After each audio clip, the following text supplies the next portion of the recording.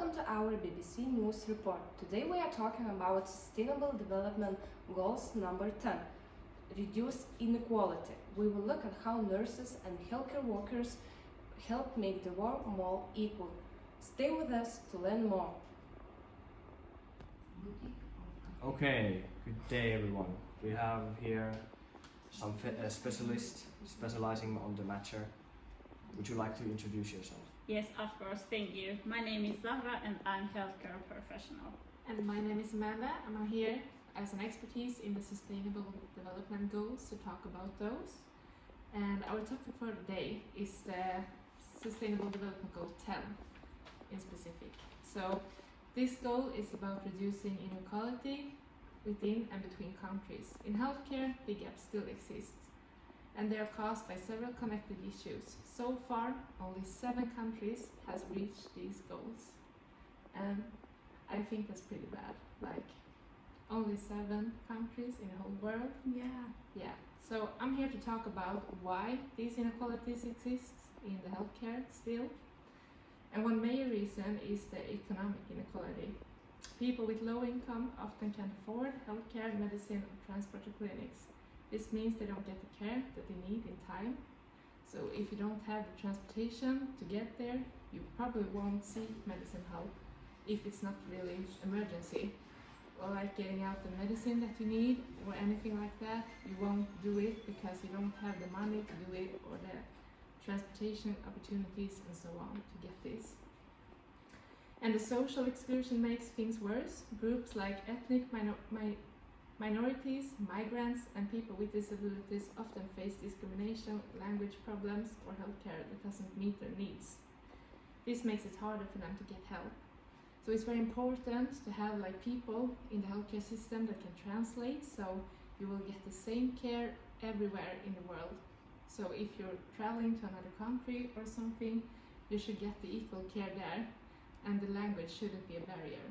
And also your sex and gender and disabilities shouldn't be a problem for getting the healthcare that you need. The healthcare should be equal for everyone in the society. And the educational health knowledge also matter. People who haven't had a chance to learn much may struggle with understand health advice or how the healthcare system works, which affects their ability to stay healthy and get treatment. So like when we're working in healthcare, it's easy to think that the patients understand what I'm telling them, and we often forgot to like reassure that they are actually get what we are talking about. And it's important to maybe handle out some flyers or inform the patient where the information can be collected so they can understand what they need and what their disease is about. So it's very important that the patient actually knows why they are there and why they're getting the help that they need and what it's for.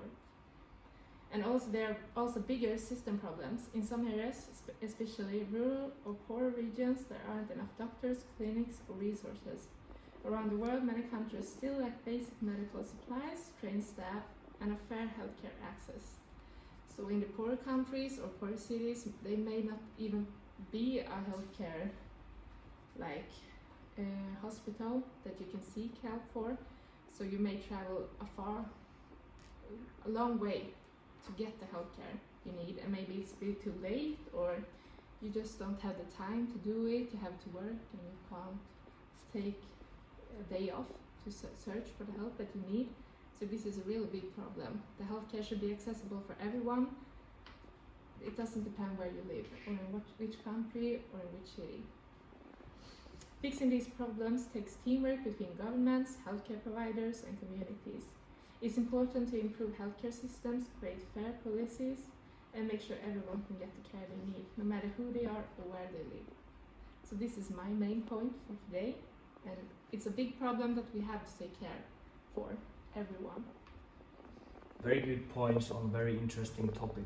Would you have anything to add, or what do you have on your mind? Yes, thank you. You had a very important topic. Thank you. Everything was important on it. So I have to add something. The solution of things. So I think make healthcare affordable for everybody, especially low-income people, is an important thing for everybody. and like offer education to all children, especially girls and children with disabilities, is important too. So I think provide social protection programs like employment support or child benefits should help. And I think health promotion is a key strategy in this effort by focusing on prevention, education, empowerment, and yeah, health promotion helps close the gap between different social and economics and geographic groups. It targets the social determinants of health such as education, income, and living conditions, which are often the root of inequality. And as a healthcare professional, I believe every human being deserves dignity and health and hope. If we work together, governments, health workers, teachers, and communities, we can reduce inequality and build a better and fairer world for everybody. Yeah, those are really good points, and I think these problems need to be solved with like the whole community, Yeah. because it's just one people can't solve this alone. So Yeah. it's very important to Yeah. talk about this and then educate people about this problem, because it's still such a big problem in the world. Yeah. Like I said before, Yes. only 7 countries in the whole world have reached to this goal. Yeah, and we are all together in this, not Yeah. alone. Yeah. Exactly. So that was all for us today. Thank you for being here. Yeah, and thank you for having us here. Thank you. Hello everyone. Here we have professional healthcare worker, nurse. Would you like to introduce yourself? Hello, my name is Regine and I'm a nurse and I'm working at a hospital. Okay. Well, how do you try to reduce inequality in your everyday life? Yeah, in my everyday work at my department, I meet different people from all different backgrounds, with different cultures, languages, life experience, ages, gender, and level of education. To reduce inequality, I always try to meet a patient with respect and without judgment. I try to look behind the illness and try to understand the situation, their strength, and what matters most to them. When I meet the patient who are more challenges, socially, physically, or economically, I often use a motivational interview approach. I don't tell them what to do, but instead I try to ask open questions, listen carefully to them, try to support them with small steps that they find meaning in, and not give them advice they haven't asked for. It's about guiding, not directing the patient, and that will help reduce the power imbalance and gives the patient a sense of control of their life. I also believe that patient must be informed about how the choices affect their health and daily life, but never judge them. We have a responsibility to give a clear, honest information with empathy and not shame the patient.